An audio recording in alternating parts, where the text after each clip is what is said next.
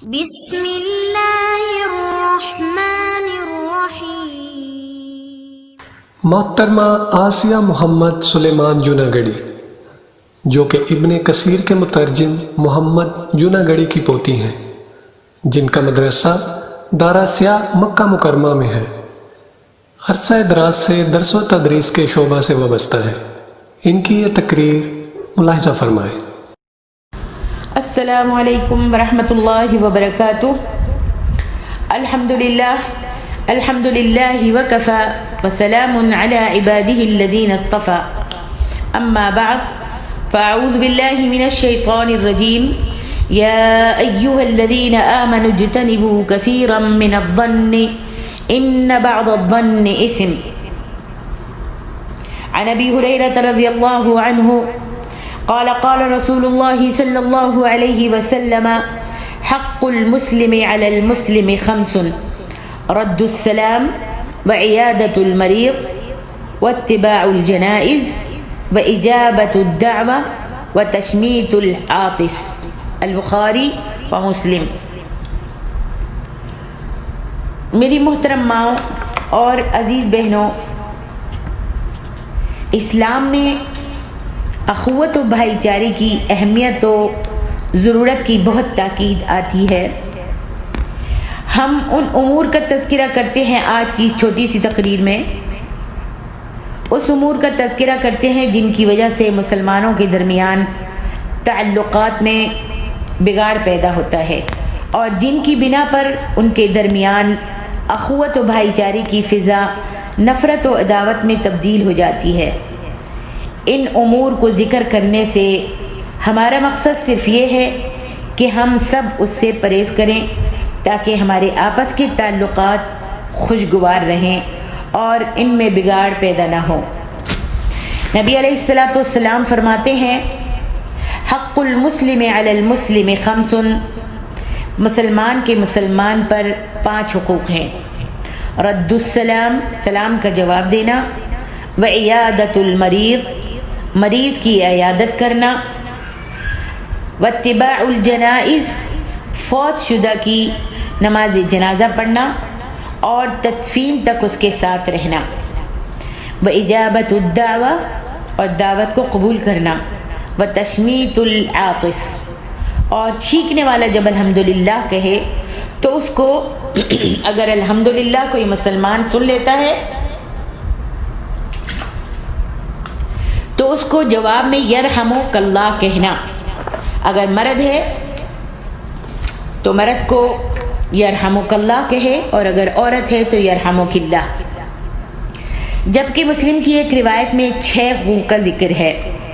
نبی علیہ السلام کا ارشاد گرامی ہے، لوگوں میں سے اللہ تعالیٰ کو سب سے زیادہ محبوب وہ ہے جو ان میں سب سے زیادہ نفع پہنچانے والا ہو، اور اعمال میں سے اللہ تعالیٰ کو سب سے زیادہ محبوب عمل وہ خوشی ہے جو آپ کسی مسلمان تک پہنچائیں، یا اس کی کسی پریشانی کو دور کر دیں، یا اس کی طرف سے قرض ادا کر دیں، یا کھانا کھلا کر اس کی بھوک کو ختم کر دیں۔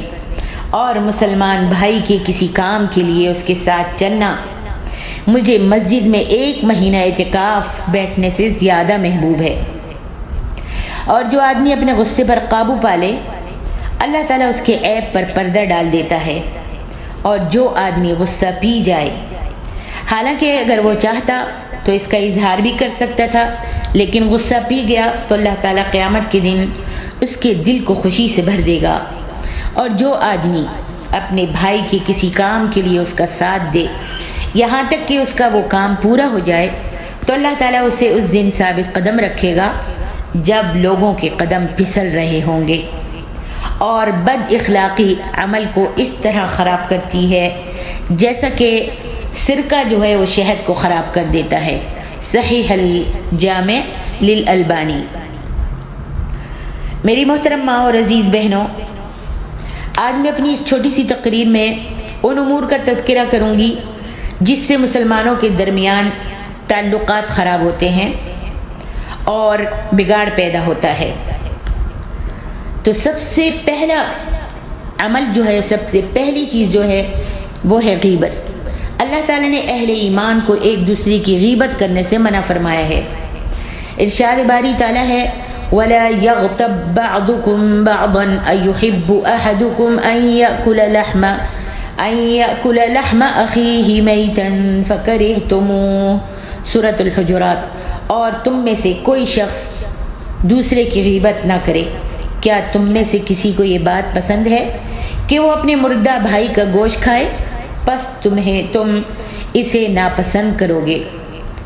یہاں پر گویا اللہ رب العالمین یہ فرما رہے ہیں کہ غیبت کرنا ایسے ہی ہے جیسے اپنے مردہ بھائی کا گوشت کھانا، لہذا جس طرح تمہیں اپنے مردہ بھائی کا گوشت کھانا ناپسند ہے، اسی طرح اس کی غیبت بھی ناپسند ہونی چاہیے۔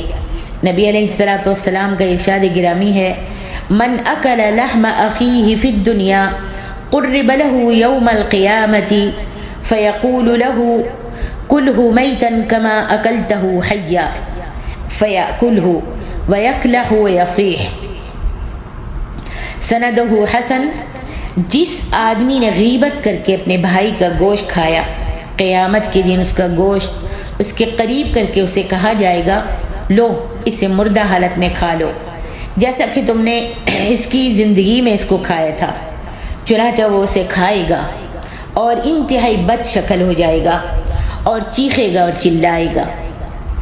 حضرت ابو ہریرہ رضی اللہ عنہ بیان کرتے ہیں کہ نبی علیہ السلام نے ارشاد فرمایا اتدرون ما الغیبہ، کیا تمہیں معلوم ہے کہ غیبت کیا ہے؟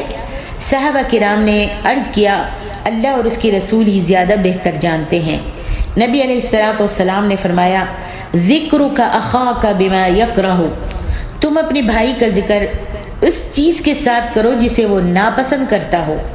پوچھا گیا کہ میں اس کے بارے میں جو کچھ کہوں اگر وہ واقعی اس شخص کے اندر موجود ہے تو؟ آپ نے فرمایا اگر وہ چیز اس میں موجود ہے تو جو تم کہتے ہو اگر وہ چیز اس میں موجود ہے تو تم نے اس کی غیبت کی، اور اگر اس میں موجود نہیں ہے تو تم نے اس پر بہتان باندھا۔ مسلم۔ واضح رہے کہ جس آدمی کے سامنے کسی کی غیبت کی جائے اس کو اس کا دفاع کرنا چاہیے۔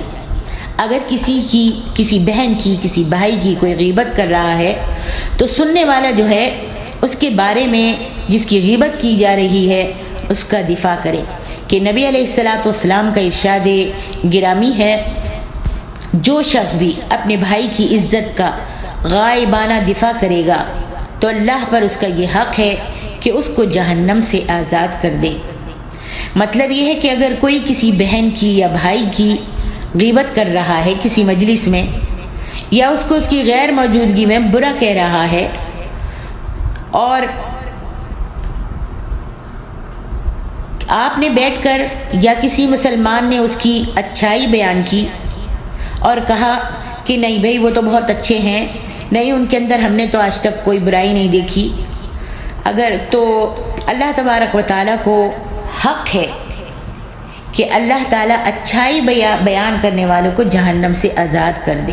اللہ اکبر، کتنا بڑا انعام ہے، لیکن آج ہم خود بیٹھ کر چغلیاں کرتے ہیں اور غیبت کرتے ہیں۔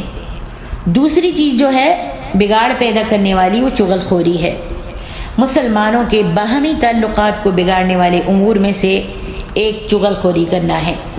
ایک آدمی کی بات سن کر دوسرے تک پہنچانا اور اس کی بات سن کر اس تک پہنچانا تاکہ دونوں کے درمیان تعلقات خراب ہوں۔ اسی طرح دو بھائیوں کو یا میاں بیوی کو یا کاروبار میں دو شریکوں کو یا دو دوستوں کو یا دو قبیلوں کو یا دو فریقوں کو یا دو ملکوں کو ایک دوسرے کے خلاف بہکانا بھڑکانا بھی چغل خوری میں شامل ہے، اور یہ اتنا بڑا گناہ ہے کہ نبی علیہ السلام نے چغل خوری کرنے والے کے متعلق ارشاد فرمایا کہ اس کو قبر میں عذاب دیا جاتا ہے۔ جو چغل خوری کرتا ہے اس کو قبر میں عذاب دیا جاتا ہے۔ حضرت ابن عباس رضی اللہ عنہما بیان کرتے ہیں کہ نبی علیہ السلام دو قبروں کے پاس سے گزرے تو آپ نے فرمایا انہما لیعذبان وما يعذبان في كبير وانه لكبير اما احدهما فكان يمشي بالنميمه وَأَمَّا الْآخَرُ فَكَانَ لَا يَسْتَنزِهُ مِن بَوْلِهِ، ان دونوں کو عذاب دیا جا رہا ہے، اور ان کو یہ عذاب ان کے خیال کے مطابق کسی بڑے گناہ کی وجہ سے نہیں دیا جا رہا، جبکہ حقیقت یہ ہے کہ ان کا گناہ بڑا ہے۔ ان میں سے ایک چغل خوری کیا کرتا تھا اور دوسرا اپنی پیشاب سے نہیں بچتا تھا، پیشاب کی چیٹوں سے نہیں بچتا تھا۔ بخاری۔ بلکہ چغل خور کے متعلق اللہ کے رسول صلی اللہ علیہ وسلم کا ارشاد ہے کہ لا يدخل الجنت النمام، چغل خوری کرنے والا جنت میں داخل نہیں ہوگا۔ سب سے پہلے تو اس کو قبر میں عذاب ہوگا اور پھر وہ جنت میں بھی داخل نہیں ہوگا۔ مسلم۔ دوسری روایت میں ہے لا يدخل الجنت قطات، البخاری، چغل خوری کرنے والا جنت میں داخل نہیں ہوگا۔ اور آج ہم دیکھیں ہمارے معاشرے میں یہ چغل خوری اور غیبت، بدگمانی اور تجسس کتنا پایا جاتا ہے، کتنی ہم چغل خوریاں کرتے ہیں اور غیبت کرتے ہیں، ایک دوسرے کو کاٹنے اور کٹانے کی کوشش کرتے ہیں، ایک دوسرے میں قطع تعلقی کرانے کی کوشش کرتے ہیں، اور چاہتے ہیں کہ کسی طرح دو ملنے والوں کو ہم جدا کر دیں۔ تیسری چیز جو ہے بدگمانی اور تجسس کرنے سے بھی مسلمانوں کے درمیان باہمی تعلقات میں بگاڑ پیدا ہوتا ہے۔ اللہ تبارک و تعالی اہل ایمان کو ان دونوں کاموں سے منع کرتے ہوئے فرماتے ہیں یا ایھا الذین آمنوا اجتنبوا کثیرا من الظن ان بعض الظن اثم ولا تجسسوا، سورۃ الحجرات۔ اے ایمان والو، تم زیادہ گمان کرنے سے بچو، کیونکہ بعض گمان گناہ ہیں، اور جاسوسی مت کیا کرو۔ نبی علیہ السلام کا ارشاد گرامی ہے ایاکم والظن فإن الظن اکذب الحدیث ولا تحسسوا ولا تجسسوا، تم بدگمانی کرنے سے بچو کیونکہ یہ سب سے جھوٹی بات ہے، اور تم چوری چھپے کسی کی بات نہ سنا کرو اور نہ ہی ایک دوسرے کے عیب تلاش کیا کرو۔ بخاری و مسلم۔ آج ہم دیکھتے ہیں بعض لوگ اس طاق میں رہتے ہیں کہ انہیں کسی طرح کسی کا کوئی عیب معلوم ہو جائے، اس لیے وہ اس کا پیچھا کرتے رہتے ہیں، یا چوری چھپے ان کی باتیں سننے کی کوشش کرتے ہیں، یا اس کے خطوط کو پڑھتے ہیں،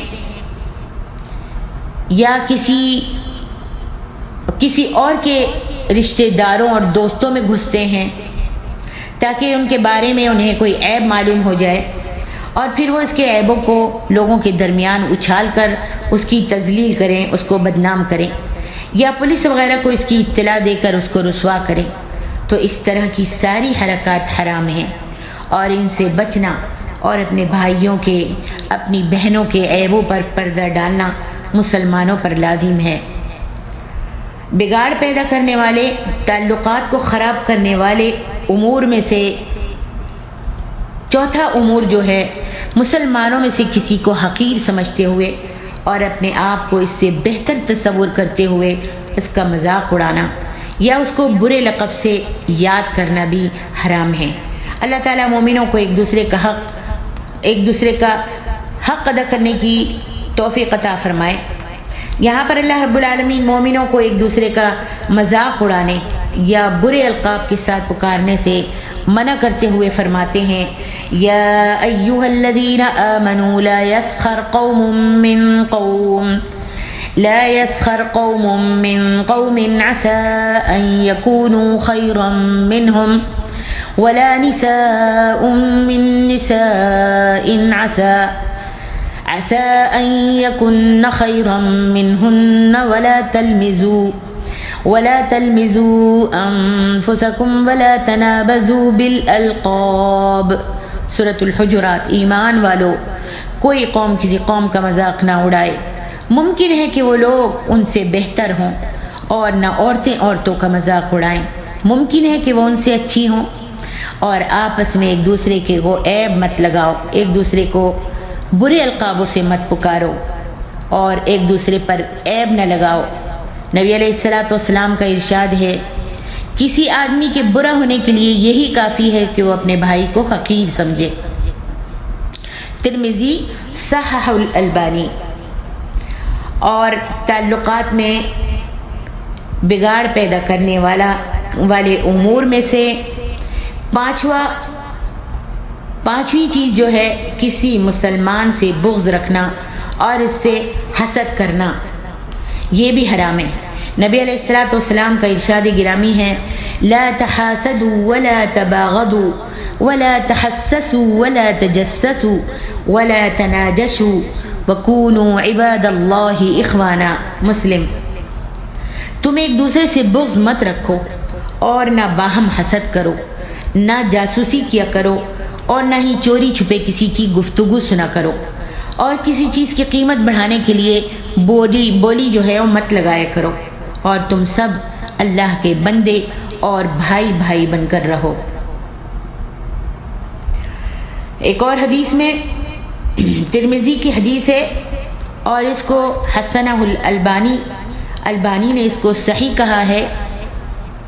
اس میں نبی علیہ الصلوۃ والسلام ارشاد فرماتے ہیں تمہاری طرف تم سے پہلی امتوں کی ایک بیماری چل نکلی ہے، تمہاری طرف تم سے پہلے امتوں کی ایک بیماری چل نکلی ہے، اور وہ ہے حسد اور بغض۔ نبی علیہ الصلوۃ والسلام فرماتے ہیں الحسد والبغضاء ہی الحالقہ، اور یہ بیماری ایسی ہے جو بالکل صفایا کر دیتی ہے۔ حسد اور بغض یہ بیماری ایسی ہے جو بالکل صفایا کر دیتی ہے۔ فرمایا لا اقول تحلق الشعر ولكن تحلق الدین، فرمایا بالوں کا صفایا نہیں کرتی، بالوں کو نہیں مونڈتی، بلکہ دین کا صفایا کر دیتی ہے، دین کو مونڈ دیتی ہے۔ پھر آپ نے فرمایا والذی نفسی بیدہ لا تدخلوا الجنة حتى تؤمنوا ولا تؤمنوا حتى تحابوا افلا انبئكم بما يثبت ذاكم لكم افشوا السلام۔ الترمذی وحسنہ الالبانی۔ فرمایا دین کو مونڈ دیتی ہے، دین کو صاف کر دیتی ہے، دین کا صفایا کر دیتی ہے۔ اللہ کی قسم تم جنت میں داخل نہیں ہوگے یہاں تک کہ ایمان لے آؤ، اور تم ایمان والے نہیں ہو سکتے یہاں تک کہ ایک دوسرے سے محبت کرو۔ پھر آپ نے فرمایا تو کیا میں تمہیں وہ چیزیں نہ بتلاؤں، وہ چیز نہ بتلاؤں جو تمہارے درمیان اس محبت کو دیر تک قائم رکھے؟ تم آپس میں سلام کو عام کرو۔ اللہ اکبر۔ آپس میں سلام کو عام کرو۔ اور آج یہ چیز جو ہے ہم میں موجود نہیں ہے۔ ہمارے معاشرے میں ہم آج دیکھتے ہیں جن کو ہم پہچانتے ہیں ان کو تو سلام کر لیتے ہیں، لیکن جن کو نہیں جانتے، اگر مسلمان بہن کوئی ہمارے رشتہ دار کے سامنے ہماری دوست کے پاس بیٹھی ہوئی ہے تو ہم اپنی دوست کو سلام کر لیتے ہیں، لیکن اس کے پاس جو بیٹھی ہوئی ہے مسلمان عورت ہم اس کو سلام نہیں کرتے۔ آج ہمارے بھائیوں میں بھی مسلمان بھائی جب ایک دوسرے کے پہچاننے والے کو دیکھتا ہے تو سلام کر لیتا ہے، لیکن جس کو جانتا نہیں اس کو سلام نہیں کرتا۔ اللہ کے رسول صلی اللہ علیہ وسلم نے کتنا پیارا علاج بتایا ہے اس مرض کا۔ کون سا مرض؟ الحسد والبغضاء ہی الحالقہ۔ حسد اور بغض جو ہے یہ مونڈ دیتا ہے، بالکل صفایا کر دیتا ہے۔ کس چیز کا؟ نبی علیہ الصلوۃ والسلام نے فرمایا بالوں کا نہیں بلکہ دین کا صفایا کر دیتا ہے، دین کو مونڈ دیتا ہے۔ اور اگر تم چاہتے ہو تو اس کا علاج بتایا ہے، تم چاہتے ہو کہ آپس میں محبت کرو تو سلام کو عام کرو۔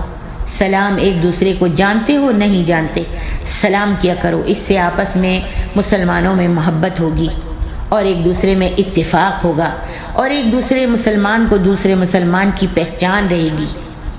اللہ تعالی ہماری اس بے پرواہی کو جو ہم میں اسلام کی دوری کی وجہ سے پیدا ہوئی ہے، اور ان سارے احکام کو ہم نے پڑھنا اور سیکھنا چھوڑا ہوا ہے کہ اسلامی تعلیم کیا ہے، یہ نبی علیہ الصلوۃ والسلام کی تعلیم ہے۔